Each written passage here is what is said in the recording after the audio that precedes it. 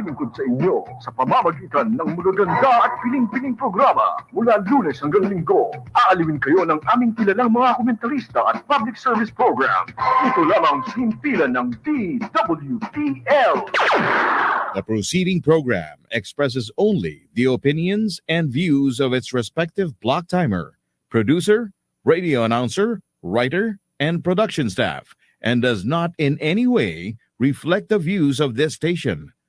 The station has advised the programmers to abide by broadcast laws and KBP rules. Lingkod ng Bayan, kaagapay ng mamamayan. Ang programang maglilingkod sa sambayanan, katuwang ang ating mga public servants. Lingkod ng Bayan, kaagapay ng mamamayan. Kasama ang inyong lingkod, si Flory Gabitan, tuwing Martes, alas 12 hanggang alauna ng hapon, dito lamang sa DWBL 1242 sa inyong talapitan. Burger, ang burger ng bayan. Burger na buy one take one na may libo-libo ng franchise holders sa iba't ibang bahagi ng Pilipinas. Owned and operated by Mr. and Mrs. Joseph and Vicky Mojica. Angel's Burger, ang burger ng bayan.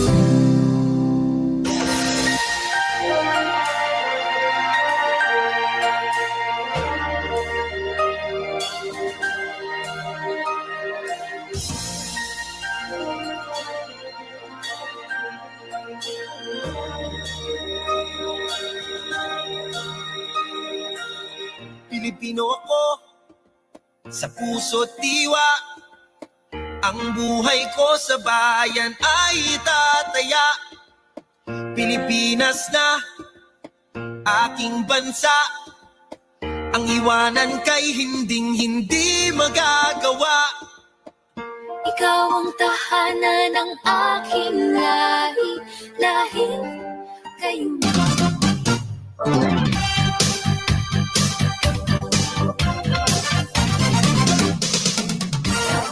Okay, isang magandang tanghali po sa ating mga giliw na tigapakinig. Ngayon po ay araw ng Martes, second to the last day of November. Isang makulimlim na araw na tanghali. At bukas ay holiday, no? Andres Bonifacio Day. Isang oras na noon po tayong magkakasama-sama dito po sa palatunto ng Lingkod ng Bayan Kaagapay ng Mamamayan Radio Program and Media Action Group in partnership with Eastern Police District. Headed by the man behind the Lingkod ng Bayan, Police Colonel Benliner Capili, CDDS, Eastern Police District. Siyempre sa technical side, si Engineer Arnold nag-iisa.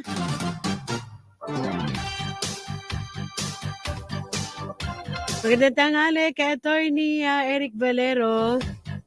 Siyempre, nais ko munang pasalamatan yung aking doktor partner bago kita pabatiin dahil dapat wala ako dito kung hindi napakagaling ng aking doktor. Magandang tanghali, Attorney Antonio Mateo, Surgeon, General Medicine.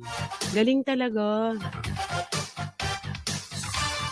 And mamaya po, no, busy-busy yung ating mga opisyal, ang Eastern Police District, lahat sila, no, mamaya alamin din natin yan sa mga activities po na isagawa noong nakaraang linggo ng District Director ng Eastern Police District, soon to be Police Brigadier General Attorney Wilson Asueta. 5 minutes after 12 o'clock, mapalad po tayo. Magbabiyahe na naman tayong muli. Dadalin ulit tayo sa Cebu. Kasama natin mamaya. Pero bago yan, pababatiin ko muna yung aking partner. Magsusumbong ako sa inyo, alam nyo ba? Bakit? May white flower na naman kami dito. Go ahead, partner. Magandang tanghali sa'yo. Ayun, syempre magandang tanghali sa iyo, partner. Alam mo, hindi kita talaga matitiis. Sa kabila ng kaabalahan namin, ay talagang nagmamadali akong pumunta rito para sa iyo, partner. Magandang tanghali sa ating isa pang co-anchor, Police Lieutenant Colonel Roberto Santos. Afternoon, sir. Thank you very much, sir. Go. Ayun, magandang tanghali po sa lahat ng ating mga giliw na tagapakinig at taga-subaybay ng aming programang Lingkod ng Bayan, Kaagapay ng Mamamayan. Samahan niyo po kami sa loob muli ng isang oras sa aming programa. Kapiling po natin muli ang isa na naman po naming panauhin, ang isa na naman pong Lingkod ng Bayan, sabi nga ng aking partner, na mula po uli sa Cebu. Magbabalik kami ng Cebu. Lipad na tayo. Love sa natin ang Cebu. Visayas eh. Sana makapunta ako dyan, partner. Di pa ako nakakarating dyan sa Cebu. Magsasama kita. Ayun, pero bago tayo tuluyang magpatuloy, partner, syempre batiin muna natin ang ating minamahal na ama ng Pambansang Pulisya ng Pilipinas, Police General Rodolfo S. Azurin Jr., sir. Gayun din syempre sa aming napakasipag, walang pagod na Regional Director ng NCRPO, Police Brigadier General Jonel C. Estomo, at sa aming minamahal na ama ng Silangang Distrito, soon to be Police Brigadier General Attorney Wilson C. Asueta, na kasalukuyan ngang nasa Marikina ngayon, partner, para sa aming activity doon, no. Syempre binabati ko rin, partner, ang aming Chief of Police ng Marikina sa kanyang pagpapahintulot syempre sa akin para makapunta sa ating programa, no. Sa aming snappy na Chief of Police, Police Colonel Earl B. Castillo. Good afternoon po sa inyo, sir. At syempre sa lahat ng ating kapulisan, sa lahat ng sulok ng bansa, magandang tanghali po sa inyong lahat. Maaari niyo po kaming panoorin live sa FB DWBL live streaming Lingkod ng Bayan. Nasa YouTube din po kami. At sa Talapitan sa radyo, 1242 kHz AM band.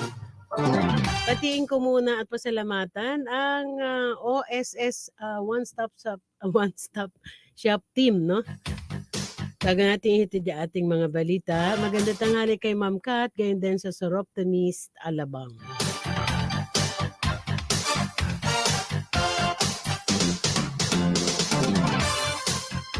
Thank you kay Police CMS June Somer, Police CMS Willie Granil, PEMS Priscilla Anog. Ngayon din kay Mark sa OSS, no? Diyan pala sa National Police Clearance. Kay Missing, gayon din kay Lisette.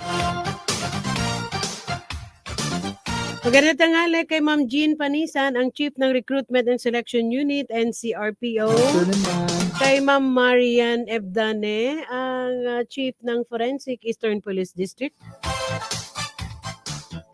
Belated happy birthday kay JP Alhambra. Thank you very much, JP. Nakakain ako ng handa niya. Magandang tanghali kay Attorney Bob Peg.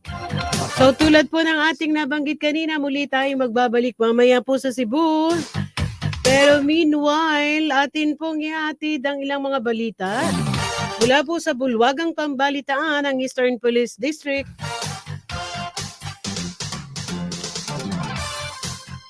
Higit sa 100,000 na halaga ng shabu na sabat sa pinaigting na anti-illegal drug operation ng Eastern Police District. Ang detalye, ihatid mo kaagapay, Robin. Mula sa kamay ng otoridad, ang dalawang suspect sa ikinasang bypass operation ng District Drug Enforcement Unit, katuwang ang District Intelligence Division, DSOU, DECU, DMFB at ang Pasig City Anti-Drug Abuse Office sa kahabaan ng Dr. Pilapil Street, Sagad, Pasig City. Pasado alas 2 ng madaling araw noong ika-29 ng Nobyembre taong kasalukuyan.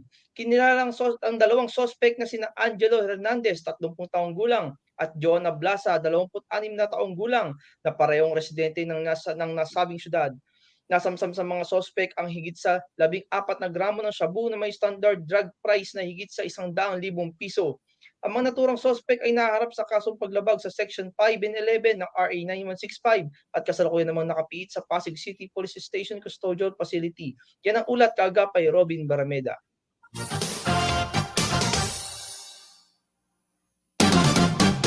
This time, atin naman pong ihatid ang mga pinagkaabalahan, activities, programs, projects ng Eastern Police District Director, soon to be Police Brigadier General Attorney Wilson Asueta. Ang lahat ng yan ay ihatid sa atin ni Patrolwoman Noreen Navales.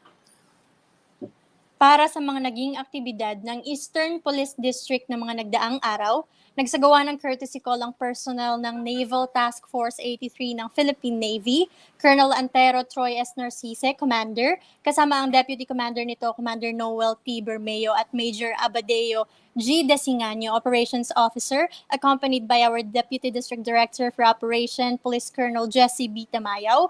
Nagsagawa ng courtesy call sa ating District Director, Police Colonel Wilson C. Asweta noong November 22, 2022 ng umaga.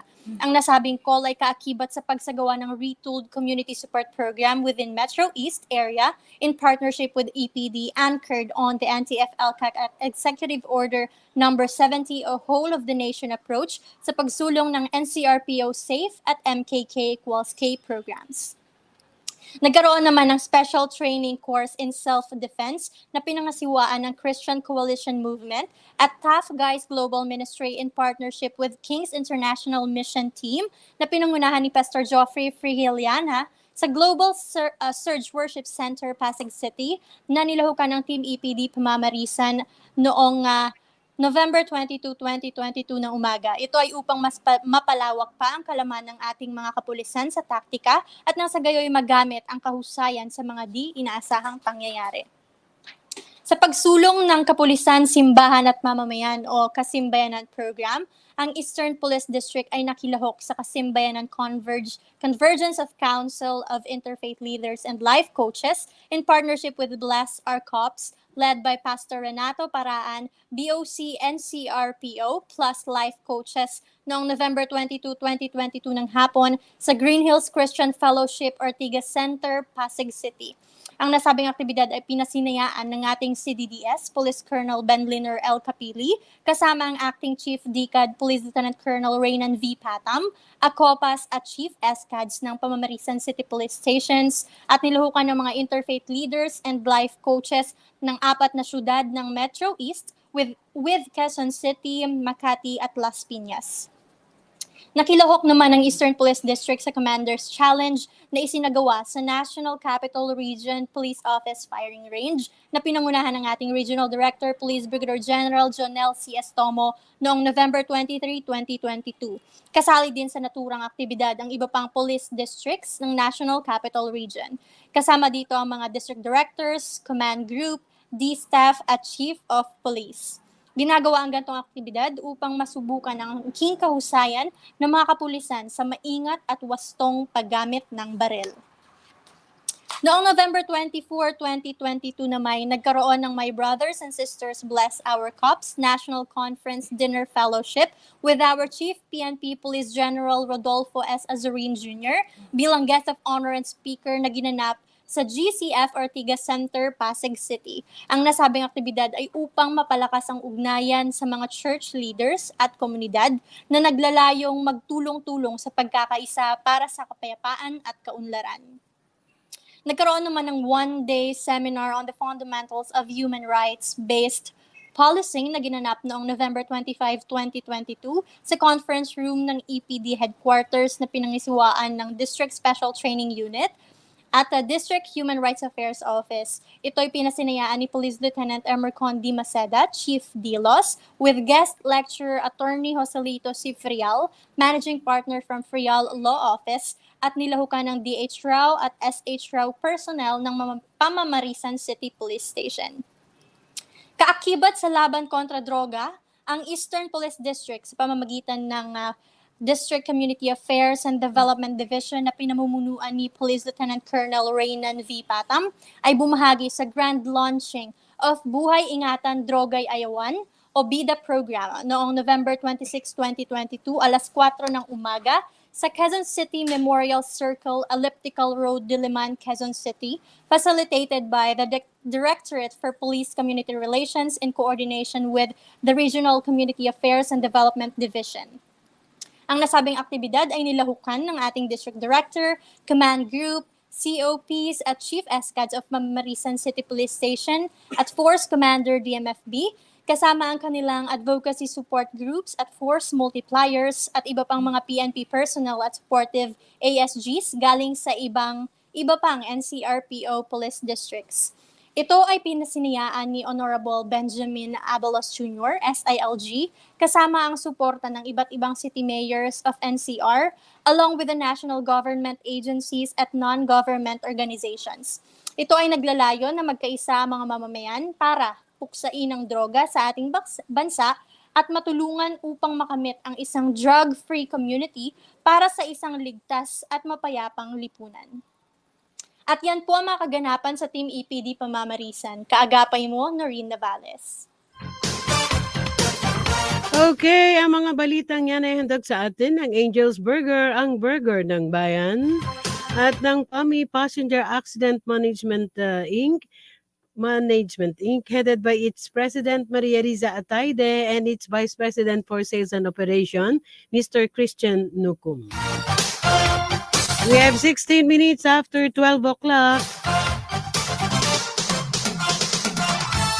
This time, atin pong ihatid ang slides ng mga accomplishments ng Cebu Police Provincial Office. Pero bago yan, syempre batiin natin ang bumubuo ng Eastern Police District, LBMAG, Police Colonel Benliner Capili, Police Lieutenant Colonel Anthony Gantang, Police Lieutenant Colonel Roberto Santos, Police Lieutenant Julius Criste, Police Lieutenant Michael Marcos Mase, Police Corporal Robin Barameda, Police Corporal Necerezo, Patrolwoman Noreen Navales, Patrolwoman Elise Cortez, at si Kanono, shoutout daw, si John Matula.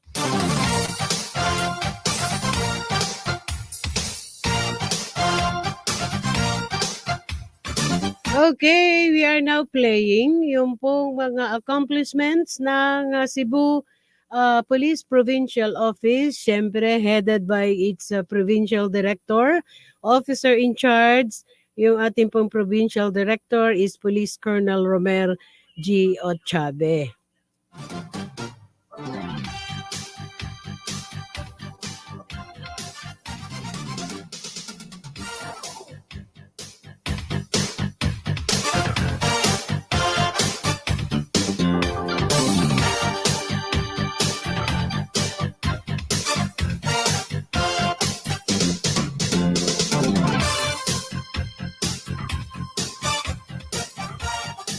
Okay, para po sa kabatiran natin mga kababayan, we are supposed to have with us ang Provincial Director po ng Cebu City Police Station, Cebu City Provincial Police Office, no? But unfortunately, ay talaga po namang hectic yung schedule ni PD.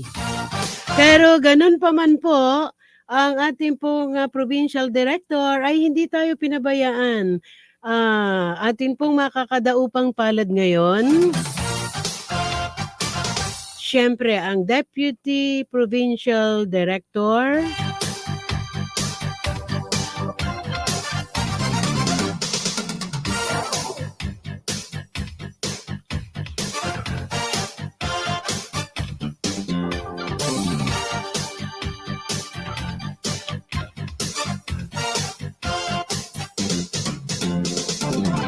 he was the Chief of Police of Dumaguete City Police Station. He was the Intelligence Officer of Lapu-Lapu City Police Office. He was the Chief Intelligence Operations Branch and Chief Foreign Liaison Section Regional Intelligence Division, Police Regional Office, PRO 7. He was the Deputy Chief Provincial Intelligence Branch, PIB Cebu Police Provincial Office. He was the Chief of Police, Tuburan Municipal Police Station. Was also the Chief Counterintelligence and Security Branch, Deputy Chief Intelligence Operations Branch, and Chief Foreign Liaison Section, Regional Intelligence Division, Police Regional Office, PRO 10. He was the Operations Officer of the 10th Police Regional Mobile Group based in Cagayan de Oro. And presently, he is the Deputy Provincial Director for Operations, DPDO, Cebu Police Provincial Office. Makakadaupang palad po natin ang representative ng Provincial Director ng Cebu Police Provincial Office on behalf of Police Colonel Romel J. Ochabe. With us is Police Lieutenant Colonel Mark Gifter T. Sukalit. Magandang tanghali po, Sir Sukalit. Kasama ko po ang aking co-anchor, si Police Lieutenant Julius Criste. Yes, ma'am. Good afternoon, ma'am. And to you, Ma'am Flory O. Gabitan, ma'am. And of course, to Lieutenant Julius R. Christie. And to all the viewers and listeners of Lingkod ng Bayan, Kaagapay ng Mamamayan. O, kita mo na, babiyahin na naman tayo. Pupunta muna tayo ng Cebu. Na-miss natin kasi partner ang Visayas. Oo. Kaya babalik tayo ng Cebu. Oo, siyempre, informed natin si Sir. And I suppose they're all aware naman that last Tuesday we had with us the Regional Director of PRO 7, si Police Brigadier General Alba, no? And this time, binalik ulit tayo ng Cebu. Ang maganda rito, partner, ang kasama natin ngayon, operations. So ngayon, mag-update tayo sa kanila ng mga accomplishments and at the same time, siguro generalize natin yung peace and order situation in the area of Cebu. Pero bago yan, partner, pinagmamalaki ko kay Lieutenant Colonel nakalimutan ko na naman. Sukalit. No? Na ang ating programa is being viewed worldwide. Kaya maari mo nang pabatiin muna natin si Sir. Hindi lang sa kapulisan, gayon din sa mga kamag-anakan at mga kaibigan, Sir. Yes, ma'am. Thank you, ma'am, for the opportunity. And I am very glad, ma'am, to be representing our officer in charge, Cebu Police Provincial Office, Police Colonel Romel J. Ochabe, sa being a guest here sa programa po ninyo, and to all the CPPO personnel watching now, and of course to my relatives po din, ma'am. Maayong udto kanatong tanan. Yung ganun yung bati ni Sir Alba last time, maayong udto. Pag sa Visayas partner, ganun ang pang-welcome lagi nila, sir. Hindi, magkahawig yung Bisaya at saka yung Bicol, no? Batang-bata pa si Sir partner. Kanina ka pa nga sasabihin sa'yo, mas mukha pang bata sa'yo eh. Siyempre, wala na akong buha pa. Grabe ka naman sa akin, ang harsh mo ha. Nagmamadali pa akong pumunta rito, partner ha. Sir, kasi po, nawawalan po ng saysay yung pabango ko, pinapapaliguan po dito na white flower. Ayun ako. Sir. Anyway, hindi na tayo magpapaligoy-ligoy. Bago ka magtanong kay Sir, sabi ko nga kanina, what we played kanina ay yung pinaka-accomplishment ng Cebu. And isa sa maigting na na kampanya ng Cebu is yung war against drugs. Hindi ba, Lieutenant Colonel Sukalit, no? So, meanwhile, partner, bago ka magtanong kay Sir, siguro hingin muna natin kay Sir Sukalit yung pinaka-latest accomplishment ng Cebu Police Provincial Office operations. Yes, ma'am. Thank you again.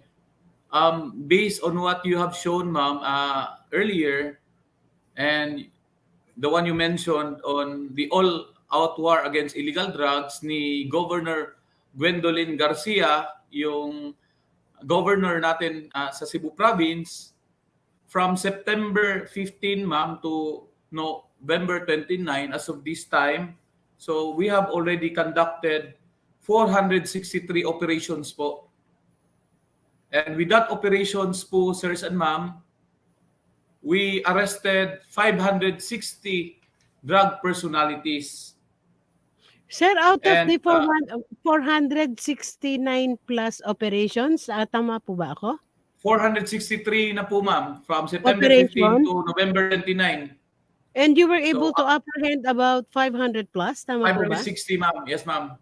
And almost 6 kilos already, ma'am, ng shabu. So, this is also in line sa directive ng ating Regional Director, PRO 7, na si Police Brigadier General Roderick Agustus B. Alba, on his directive on the fight against illegal drugs also. So, and ang highlight nito, ma'am, ng all-out war against illegal drugs ni Governor Gwendolyn Garcia is the creation of the One Cebu Interagency Interdiction Task Force, wherein all the government agencies will hand in hand fight the illegal drug menace. So lahat ng mga ports, because what we are seeing here, ma'am, transshipment point po yung Cebu. And as you can see sa accomplishment namin, we have confiscated kilos of shabu, and we found the concern on the different ports within Cebu province. So lalatagan po yan ng mga puwersa ng kapulisan, Philippine Coast Guard, yung Armed Forces of the Philippines, that includes already yung Philippine Navy natin, including our LGUs po, ma'am. So, yun ang focus. And in this all-out war of our good governor, talagang ini-encourage niya yung ating different mayors within Cebu province to proactively support his advocacy on the fight against illegal drugs, especially on the supply reduction aspect. Siyempre, as the Deputy Provincial Director for Operation, we would like also to congratulate the Provincial Director, no, kay Police Colonel Romelo Ochabe on all those accomplishments. Sabi nga, 'di ba? Yan ay tulong-tulong, yan ay effort yan ng masisipag nating kapulisan, lalo higit para po sa kapakanan ng ating mga kababayan, lalo na higit doon sa mga naliligaw ng landas na nagkakaroon ng bisyo. It's high time na humiwalay na sa bisyo. Hindi mahirap 'yon, partner, no? Sabi ko nga sa iyo to have a God-centered life, parang probably hindi naman mahirap, everyone could try it, and you will see, no? Parang you will always be guided. Tama ba ako, Lieutenant Colonel Sukalit? Ma'am, yes, ma'am. Indeed, ma'am. And ma'am, I would just add, ma'am, the one you said earlier na on the leadership of our officer in charge, si Police Colonel Ochabe, through his stint, ma'am, being the leader of this provincial police office, he was able to also to arrest illegal gambling personalities. So from September 1, yung na-assign siya, ma'am, to November 15, yung data natin as of this time, we have already conducted 434 operations po and arrested almost 1,000 personalities and able to confiscate around 200,000 pesos bet money. And also our operations against loose firearms po, sirs and ma'am, we have already conducted almost 400 operations and were able to arrest 62 personalities. Then around 500 firearms were confiscated. Sa effort naman natin, ma'am, ng wanted persons, we already conducted 640 operations from September 1 to November 15 and arrested. Ang highlight nito, ma'am, 77 most wanted persons, 2 regional, 38 na provincial, 27 na municipal level, and 10 na city level na most wanted persons. And 559 yung other wanted persons. And to add, ma'am, pinaigting din po ng ating mahal na provincial director, si Sir Ochabe, yung enforcement ng mga ordinansa. This is in line with the pronouncement of our Chief PNP also to intensify our implementation of the local ordinances. And marami tayo mga na-fine, ma'am, 149, mga na-charge natin 10, mga na-warn natin, ma'am, around 2,000, and we also did the counseling around mga 2,000 din. Mga violations such as drinking and smoking sa public places, roaming the streets without shirts, urinating the street, littering, dumping garbage, using karaoke during the allowed time. Also, the minors violating our curfew, vandalism, and those obstructing the roads were implemented by our officers of Cebu Province. And through this effort, ma'am, from September 1 to November 15, sa index crime natin, ma'am, nag-decrease po, ma'am, ng around 20% based from the previous year po. And though nag-increase yung non-index crime natin, but it's good to note that ang increase, ma'am, is due to the police-initiated activities like yung mga minention ko kanina, yung police operation. Okay, anyway sir, gustong-gusto na magtanong ng aking partner, ano? Pero bago ko papasukin yung aking partner sir, bumalik lang ako dito sa operation partner na ginawa nila nung September 15 to 29, which is 463. I'm just curious about the thing that they were able to apprehend 560.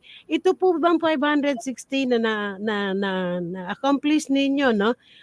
For the operation of about 465 cases na po ba to? And another thing, yung pong ating crimes against person and crimes against property, how would you rate it sa area po ng Cebu? Pero bago nyo ako sagutin, tayo po'y magbabalik pagkaraan po ng ating station ID.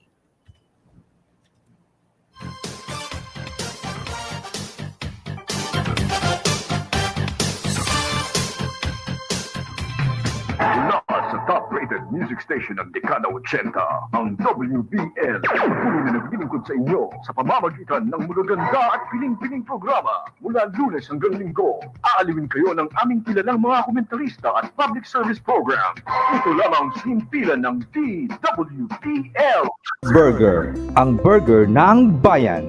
Burger na buy one take one na may libo-libo ng franchise holders sa iba't ibang bahagi ng Pilipinas. Owned and operated by Mr. and Mrs. Joseph and Vicky Mojica. Angel's Burger, ang burger ng bayan.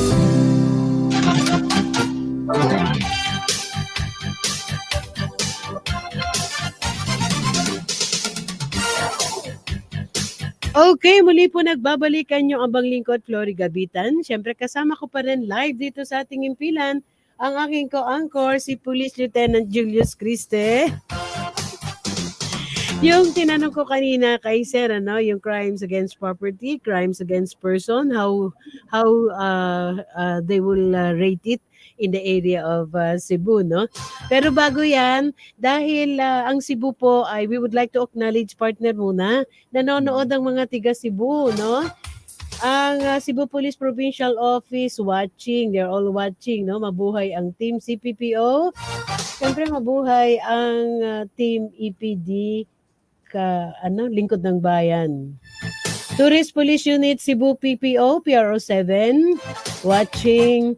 Oslob, PS, watching. Ano kaya yung Oslob, no, partner? Mamaya sasabihin na sa akin. At saka yung Argao, no? Argao. Okay.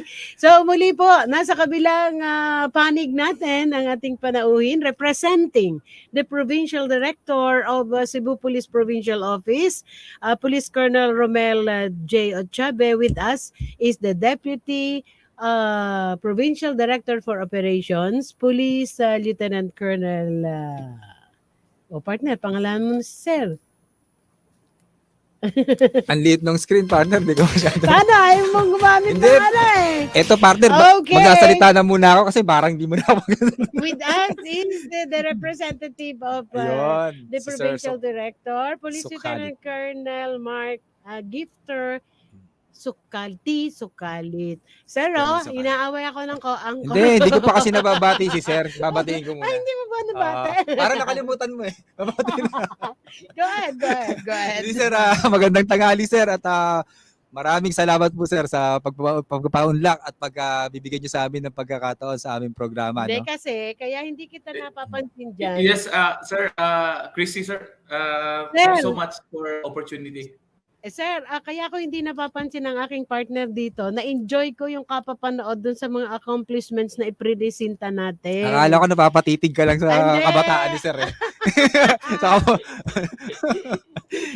Anyway, batiin muna natin ang bumubuo ng ng EPD, sila CDDS, CDDO, CDDA, and busy sila Magkakasama ngayon. sila lahat, partner. Yes. Andun sila sa amin sa Marikina. Yes, lahat kanina. busy at CCOP, Police Colonel Earl Castillo, sir. Ay, belated happy birthday kay General Andre Dizon, MPD, District Director. O sige, bago ko sagutin ni Sir, magtanong ka, pero mamaya Hindi. sasagutin ni Sir yun. Hindi, narinig natin yung mga sinabi ni sir kanina. Sabi ko nga parang wala na ako may tatanong kay sir. Meron pa. Hindi kasi ako naiisa-isa na ni sir. Kasi tinanong natin si sir kanina ng accomplishment. So binigay na sa atin ni sir yung mga operations conducted nila saka mga accomplishment, no? So nakita natin doon sa mga binanggit nga ni sir kanina na talagang yung battle cry campaign ng Cebu Partner is yung O, di- kanilang war against illegal drugs. Sir, sisingitan ko ulit siya. Sir, ano yung Oslob? Lugar Tingnan mo ba sir, yun? sumingit na naman agad. Whale watching po, ma'am. Whale watching natin. Hindi, Famous ay, for, of course, yung beaches natin. At the same Ah, time, whale akala- watching. Whale shark watching. Akala ko Yes. kasi yung lugar, Oslob, no, PS. O sige, Oslo magtanong is ka. one of the municipalities. Wala na naman ako, partner. Medyo lugi kasi ako, sir, kasi hindi ko naririnig mo. O kasi, sir, Wala kasi akong headset. tulungan mo nga ito. Ang tigas kasi ng ulo eh. Okay, siguro Then- habang nag-aantay ka ng headset mo kung ano gagawin sa'yo ni engineer, no? Hindi, Sasagutin muna ni Sir yung crime against property, crime against person, how they would rate it in the area of Cebu. Yes, Sir, ma'am. ayun nga. Ma'am, on your question on the crimes against persons and against properties, we are seeing, like in any big province, ma'am, and even cities and highly urbanized cities, we are also experiencing these crimes. However, based on our assessment po, ma'am, because we are conducting weekly assessment, manageable naman ang crimes namin, ma'am. And as we can see, really, these crimes are attributed to the use of illegal drugs. And this is the reason that we are really intensifying our efforts on these social menace, ma'am. Compared last week, ma'am, nag-decrease naman yung index crime natin, ma'am. But we are not complacent with it.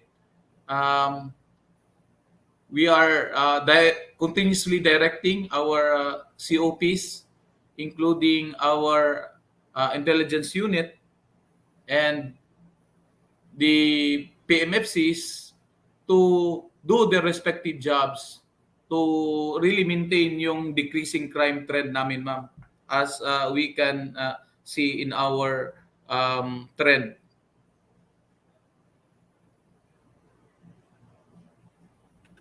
Okay, tamo ngayon. Ayan na yung pagkakataon mo. Sa akin ka nakatingin. Hindi, tinatanong mo ako si Sir Ochabe kung kaagapay ko Yes. 96. O, ang alam ko na classmate din siya. Oh, so okay ka. Congratulations po. PNPA Kaagapay Class 96. Oh, ang ganda na lang ako. Sige, go. Sir, maiba naman po ako, sir. Total, napag-usapan naman po natin yung mga operations conducted sa mga accomplishment. Sir, kumustahin ko lang po, sir, yung implementation, sir, ng Peace and Security Framework ng ating mahal na Chief PNP. Yung ating pong malasakit, kaisan kapayapaan tungo sa kaunlaran. Diyan po sa Cebu, sir. Katuwang, sir, nung ating programa na Kasimbayanan, sir. Ano po, sir, yung mga naging programa natin dyan at ano po, sir, sa tingin ninyo ang epekto nito sa inyong community dyan po, sir, sa Cebu? Yes, sir. To relate, sir, yung peace and security framework ng ating GPNP, sir, all this that I mentioned, sir, are attributed to the MKK equals K activities natin, sir. including the revitalize PNP Kasimbayanan activities, because these different advocacy groups natin, sir, help the police station, sir, in earning the trust and confidence sa community natin. And through this confidence na ibigay natin sa community, nag-translate po ng mga information po, sir, ng mga operations that resulted to the nagdo-domino effect, sir. Sub-sub yung mga activities natin na led by our police community affairs division natin, na pag cascade ng MKK equals K, and at the same time yung RPK natin or revitalized PNP Kasimbayanan sa mga stations. And sa mga stations din natin, sir, talagang ini-explain nila sa mga different mayors, barangays down the line, para yung buy-in nito, sir, makakommit. And indeed, almost all the barangay, sir, adopted the revitalized PNP Kasimbayanan through the barangay resolution na ginawa nila. And including yung mga mayor, sir, nag-adapt din sila sa mga peace and order councils nila, and sa mga different sangguniang bayan, no? They also enacted resolutions or ordinances to that effect. And this indicates really the support of the public, of the advocacy of our Chief PNP.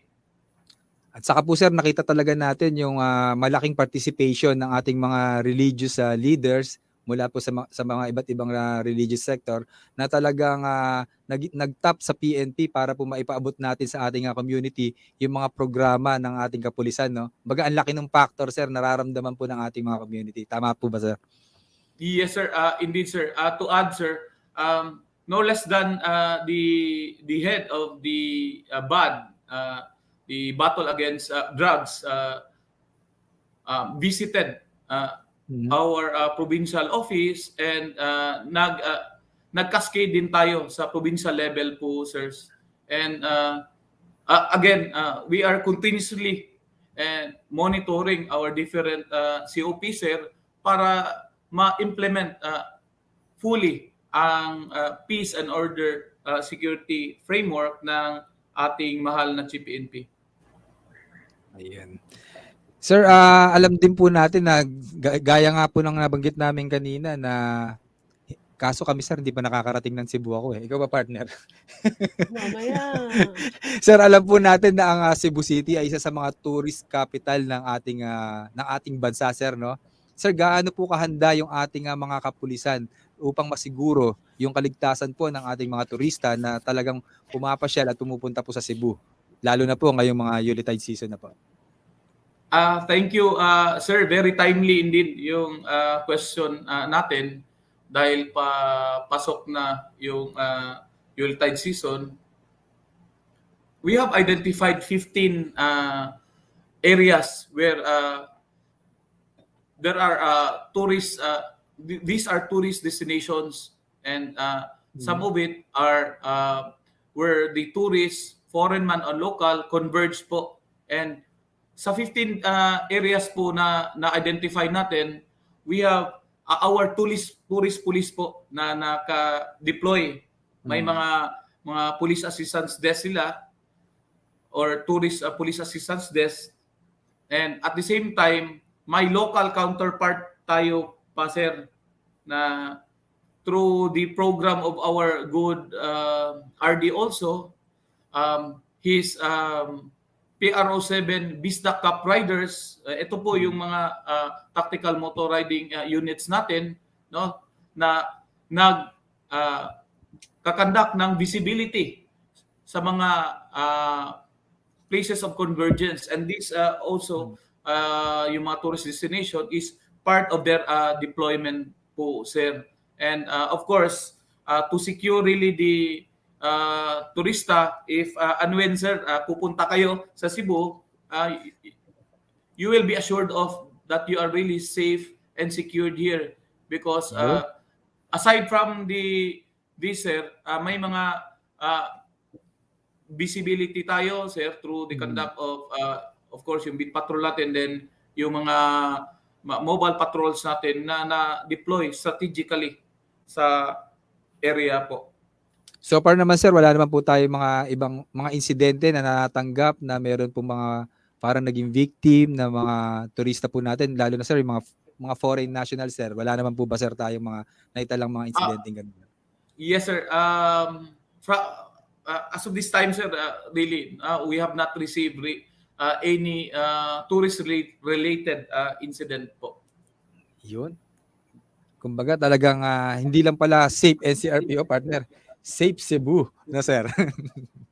Yes, sir. Sir, pagdating naman po sir sa atin pong mga kapulisan dyan po sa Cebu, ano naman po sir yung mga programa na mayroon tayo para sa ating mga kapulisan para po mapalakas yung mga moral and welfare ng ating pong mga kapulisan dyan, sir?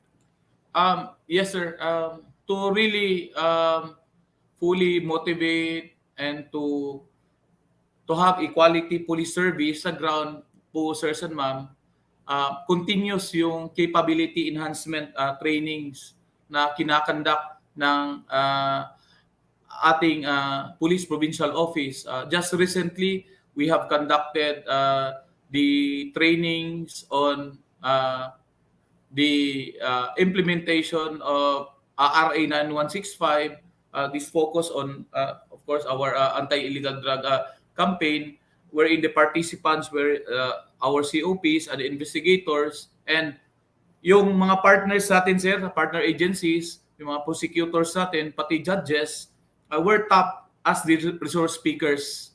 So, aside from this, to fully implement also yung mga ordinansa, especially traffic laws, we also tap the expertise of our Land Transportation Office or LTO on the training of our traffic investigators, our policemen, and also the traffic enforcers in the different LGUs. And a series of trainings are being conducted. May mga SWAT training tayo, sir, na kinakandak. And of course, continuous yung pagkandak natin ng to be physically fit, sir. Of course, part na yan ng programa natin yan, sir. every TTH and the likes, and other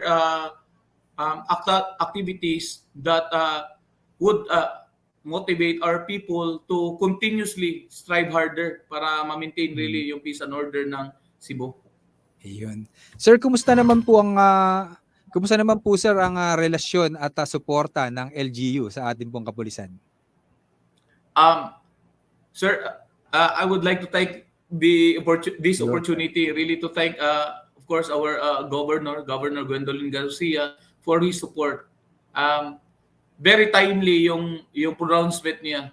The only governor who really pronounced the all-out war against illegal drugs, wherein tinap niya diretso yung mga mayors natin. So with that pronouncement, parang napadali na lang yung trabaho ng PNP to get the support. And of course, we are thankful sa mga LGUs natin po, sir, na a lot of donations like motorcycle, mga sasakyan, sir, na we do believe na we are, and of course training, the support of trainings. Just recently also yung mga search and rescue trainings were sponsored by LGU. And yung Kasimbayanan advocacy groups natin, sir, the one you mentioned, really malaki ang tulong talaga sa mga kapulisan sa Cebu Province. And other partner agencies, sir, no doubt, really very supportive. We're not really perfect as a whole, but of course, but through the collective effort, sir, mas napadali yung trabaho ng bawat ahensya. Okay, partner, magtatanong muna ako, ha? Okay, go ahead, partner. As the Deputy Provincial Director for Operations, we know for one, na itanong din natin ito kay RD, no? na isang sakit ng ulo, hindi lamang nang-iisang lugar, halos sa lahat na yata, ano? Ang ating problema po, yung ika nga yung mga online scams, ang mga cybercrime being committed. Gaano po ba naaaksyonan ng inyong tanggapan ang mga problema na may kaugnayan gamit ang social media? Ma'am, thank you so much, ma'am, sa tanong. And ma'am, for your information, our office, the provincial headquarters, is just beside the regional anti-cybercrime unit. Okay. So, regular yung coordination natin, ma'am, to really support us as far as technical expertise and to really lessen, ma'am, no, yung crimes with the use of the cyberspace. We already directed our different COPs to cascade yung mga different cybercrime prevention measures po. And sa mga official FB accounts, ma'am, makikita yan, ma'am, sa mga tao yung mga prevention tips po. And aside from that, series of lectures, seminars, and other activities to cascade para hindi mabiktima ng mga cybercrimes. And fortunately, ma'am, hindi naman ganun ka rami, no, yung insidente. There are incidents, but we're coordinated with our regional anti-cybercrime unit, which is based here in our camp din.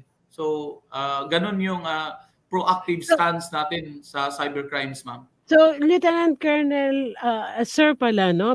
Di bahagi ng ating kampanya, nagdi-distribute din kayo ng mga flyers, ano, for the prevention and reminders sa publiko.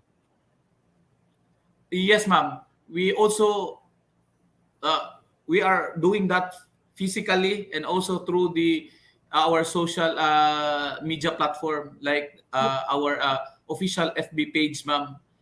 And from time to time, ma'am, especially on the latest modus operandi, nagko-coordinate tayo, ma'am, sa ating partner National Support Unit, yung Anti-Cybercrime Group. Okay. Partner? Sir, ano po yung One Cebu Interagency Interdiction Task Force natin, sir? Yes, sir. As I mentioned, sir, this basically will fight the supply of illegal drugs. So this is a collaborative effort of all agencies, which will be led by our good governor, Governor Gwendolyn Garcia. And malaking role ang PNP nito, sir, as the PNP is deployed in all the different coastlines sa Cebu. So may mga tropa tayo. May mga tropa din tayo na madi-deploy in every ports. We have already identified yung mga schedules ng, for example, RoRo, or even yung mga biyahe. Meron na tayo, sir. May mga tropa na tayo na i-replace doon. And aside from that, through the leadership of our Philippine Drug Enforcement Agency, Regional Office 7, nag-conduct na po ng seminar or training sa mga i-deploy dito. This includes yung mga Coast Guard nga, yung sinabi ko, sir, yung sa Navy personnel natin, and other, including the Bureau of Customs pala, nandito din po. So lahat ng agencies, sir, collaboratively will be deployed in the different ports po, no, to secure our border. So this is basically a border control in the prevention of the entry of illegal drugs. Not only illegal drugs, sir, but also including other contrabands such as yung mga smuggled goods, yung mga loose firearms, and others po. Okay, partner, since nasa Cebu si Sir, ano, kumustahin natin how they will celebrate the Andres Bonifacio Day tomorrow, no? Siyempre, kasama dito yung safety security ng ating mga kababayan, lalo kung may mga gathering na magaganap. Sir? Yes, this is a holiday, and of course when it's a holiday, yung police, wala namang holiday, ma'am. We will be deployed sa mga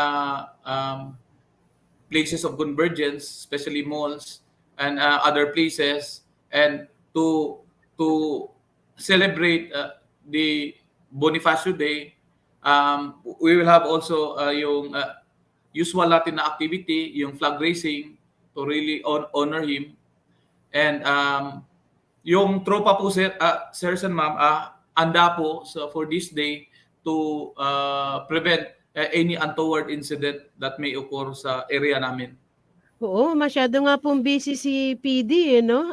Pero yun nga, nagpapasalamat tayo sa pagkakataon on behalf of the Provincial Director, Police Colonel Romel Ochabe, ay nakasama natin, ano, si Sir, representing the Provincial Director. Busy yung aking partner. Hindi lingid sa ating kaalaman, Sir, nakatatapos lang po ng bar examinations, ano, 4-day bar examination na naganap, mapayapang naganap, natapos at lahat-lahat. And we are praying na marami pong makapasa. Nais natin pong kumustahin, ano, dyan po sa area ng Cebu, yung katatapos lamang, yung general assessment ng inyong tanggapan sa 4-day bar examination na nagawa sa Central Visayas. Ma'am, the exam happened in Cebu City, not in Cebu province. However, Okay. Okay, tama. Cebu City area, ma'am. But based on what I've observed, ma'am, wala na pong incidente, ma'am, untoward incident na nangyari. Successful naman yung pag-conduct ng bar examination sa Cebu, ma'am. No, Parang kasi ngayon ko lang na partner, iba pala ang Cebu City saka Cebu Province. To. Sir, pupunta kami na. Ang hirap nung hindi pa pala nakakarating talaga, sir. Iba yung province, Iba. saka yung Cebu. Sir, meron pong Cebu City Police Office pa, sir. Yes, yes po, sir. Bali, So it's in the different island of from Cebu. provincial. It's different Yes, ma'am. from Cebu City Police Provincial Office, Cebu City Police Office. Police Office. Yes, ma'am. Sa City In the island of Province Cebu, yun. there is Cebu City, then Cebu Province, of course, the Bandawe City, a highly urbanized city also, boundary ng Consolacion, which is our area, and there is Lapu-Lapu City po, yung, of course, yung airport Ang laki natin. pala ng Cebu City. Kasi Pero bago yan, sir, we are extended. We still have 10 minutes more to go. Pero bago ka namin ibalik, tayo po ay mag-i-station ID.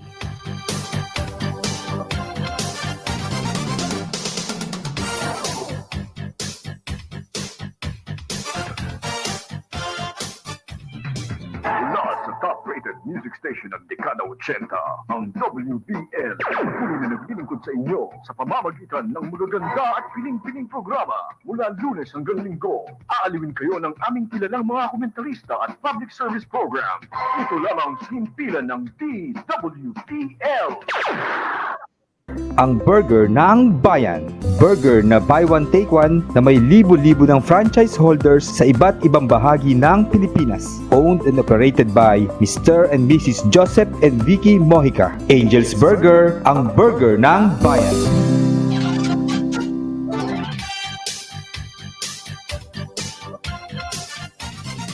Okay, muli po nagbabalik ang Yabang Lingkod, Flory Gabitan. Siyempre, kasama ko pa rin ang aking co-anchor, Police Lieutenant Julius Criste.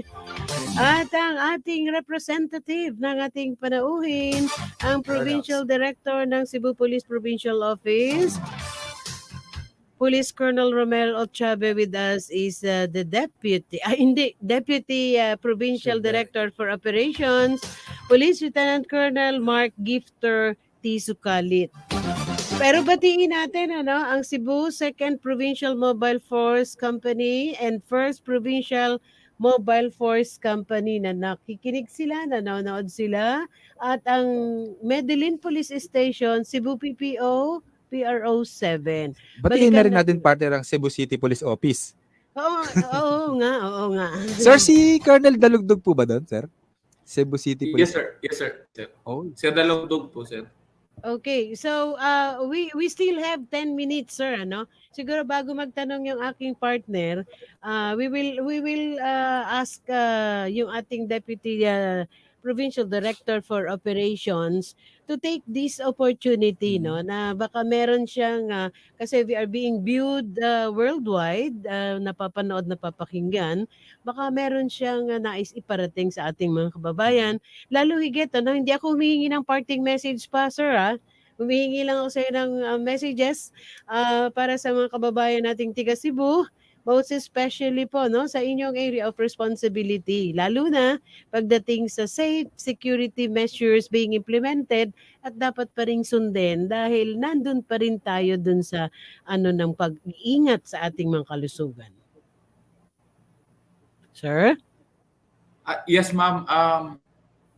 Unang-una, ma'am, I would like to thank this program, ma'am, Lingkod ng Bayan, Kaagapay ng Mamamayan, sa opportunity really na binigay sa Cebu Police Provincial Office led by our officer in charge, Cebu Police Colonel Romel J. Ochabe. Through this forum, ma-cascade sa mga tao. Please be informed po, sirs and ma'am, na may mga official Facebook pages tayo or accounts sa mga police stations and even our provincial office. For your information, nandun yung mga hotline numbers po natin. And if there are any crimes to be reported or even information that you would like us to really to act on it, please do not hesitate really to relay it sa bawat police station natin. Malaki yung area ng Cebu Province, sirs and Yes, sir. ma'am. Pwede niyo, sir, i-plug yung Facebook account ng inyong tanggapan? I have wala po sa akin, ma'am, as of the moment. However, mga munisipyo na sa area namin, very active po tayo, ma'am, sa pag i-inform sa public, especially yung mga updates ng crime incidents and even yung mga recent activities ng mga tropa natin. Yun lang i-urge ko po, ma'am, sa mga publiko, especially Cebuano. Hotline number, sir? Do you have hotline numbers, cell phone numbers that you want to plug? Yes, ma'am. We have, ma'am. As of the moment, ma'am, wala sa PC, sa laptop ko, ma'am. But we will be relaying, ma'am. But Okay. Hindi ka yes, ma'am. pa magpapaalam, sir, kasi yung aking partner kanina pa ako nililingon talaga dito. Go ahead. Meron pa yata siyang gustong Hindi, itanong. partner, wala na. Wala Sabi na, ko nga sa naubos na. partner, so far, wala na akong itatanong kay sir dahil naiparating naman ni sir sa ating Ayun. lahat Oo yung kanilang nga. mga plans and program, accomplishments, saka Oo, operation. ang linaw-linaw nga. Kaya ako natutuwa kasi kanina, Lieutenant Colonel Sukalit, no?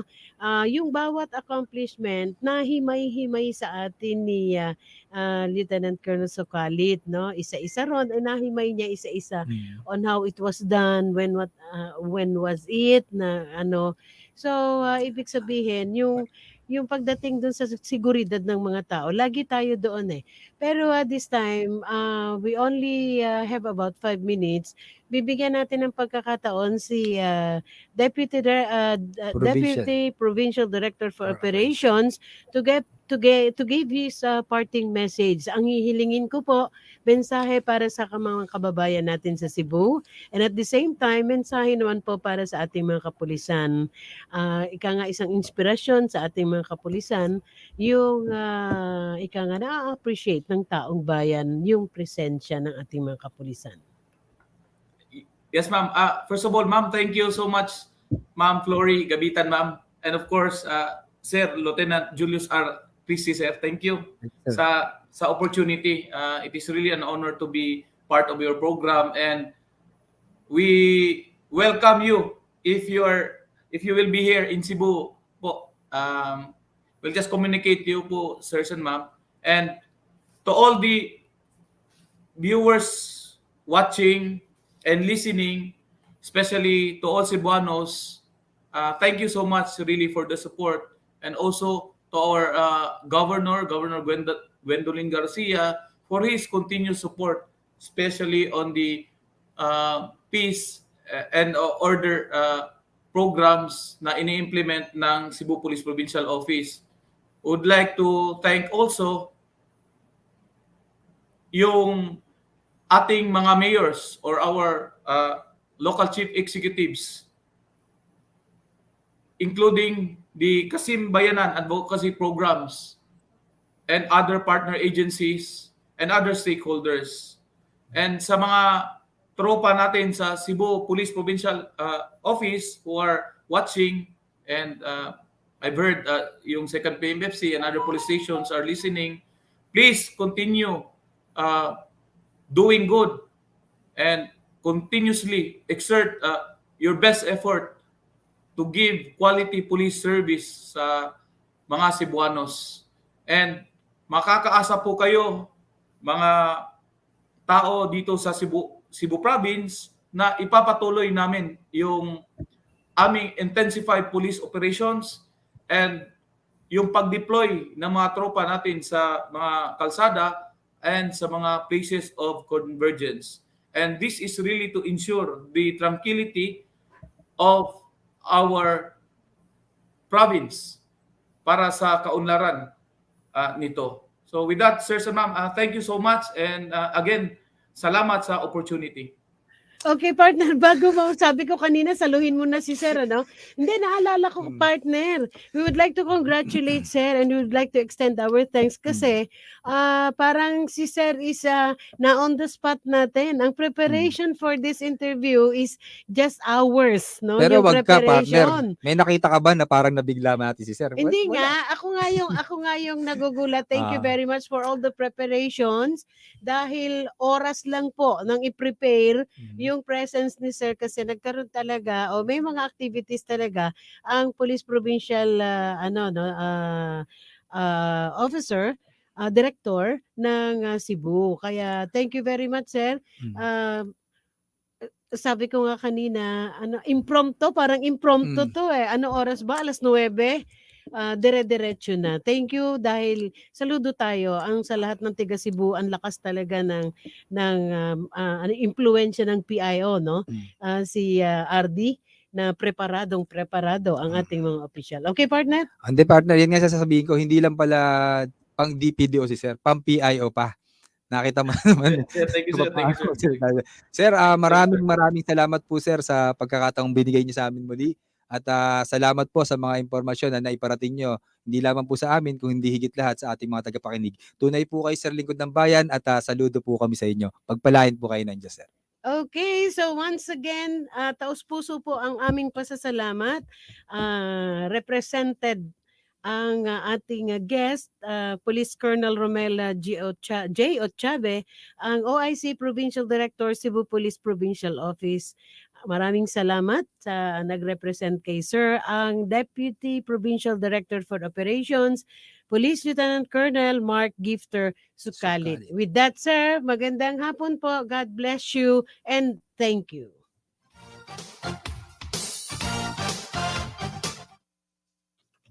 Umabot na po tayo sa ating oras ng pagpapaalam, partner. Nais ko muna pasalamatan ating reporters. Thank you very much. Police Corporal Robin Barameda, Patrolwoman Norina Valles, at sa lingkod ng bayan, syempre ang ating man behind it, Police Colonel Benliner Capili, CDDS. Si Colonel Lagantang. Sige, go. Partner, bago ako magpaalam, gusto ko lang batiin yung Huwarang Lipi, Class 2019, Lateral Entry, at yung Marikina Travelers Club. Kamusta kayo dyan? At muli po, maraming salamat po sa pagsama niyo sa aming programa. Ako po ang inyong kaagapay, Police Lieutenant Julius Criste. Magandang tanghali po at pagpalain po tayo ng Diyos. Okay, hindi man lang binati yung kasama niyang pulis, ano? Yung kanyang pilot. My pilot, Police Corporal Eggits. Thank you, brother. Okay, so sa technical side, thank you very much kay Engineer Arnold. Si Jigger talaga, ayaw talaga ako makawin. Hindi ko na nakikita. So, Bumalik, no? maraming salamat po sa ating tigapagtaguyod, ang Angel's Burger, ang burger ng bayan, at ang PAMI, Passenger Accident Management Inc., headed by its President Maria Riza Atayde and its Vice President for Sales and Operation, Mr. Christian Nukum. So, tomorrow is holiday. Thank you very much. God bless us all. Magandang hapon, Bansang Pilipinas. Muli pong magbabalik sa darating na Martes, Flory Gabitan.